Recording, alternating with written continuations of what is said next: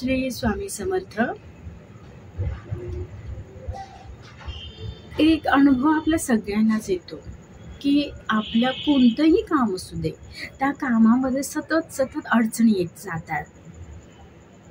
जसं घरामध्ये सतत आजारपण तरी असतं, चिडचिड आपली होत राहते, आपण ओरडत राहतो, रागवत राहतो, चिडत राहतो, किंवा सतत कोणत्या ना कोणत्या गोष्टीवरून वादविवाद होत राहतात।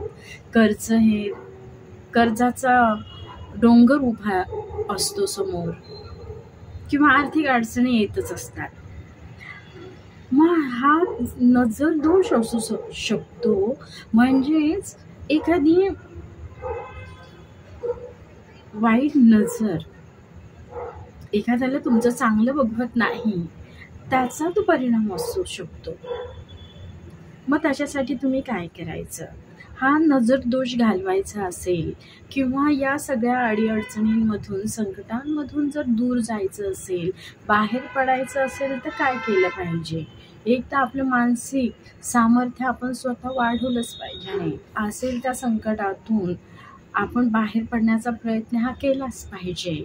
पण त्यासोबत एक सोपा उपाय आहे, जो आपल्या पूर्वजांनी तो केलेला आहे किंवा करत होते।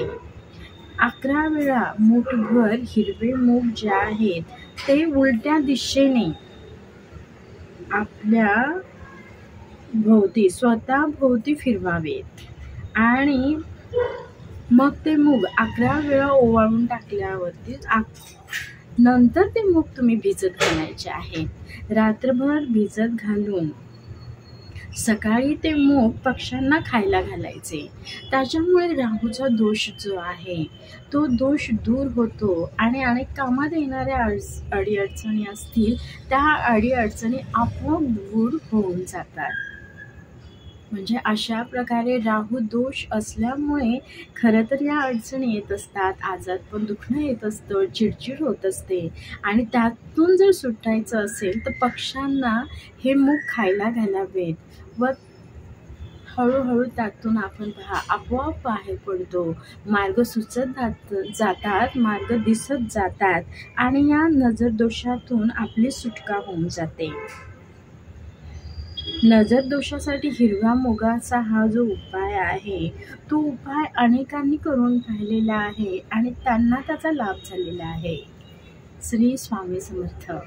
तुम्हालाही त्याचा लाभ व्हावा व तुमच्या सर्व अडचणी दूर व्हाव्यात, हीच श्री स्वामी समर्थांच्या चरणी प्रार्थना।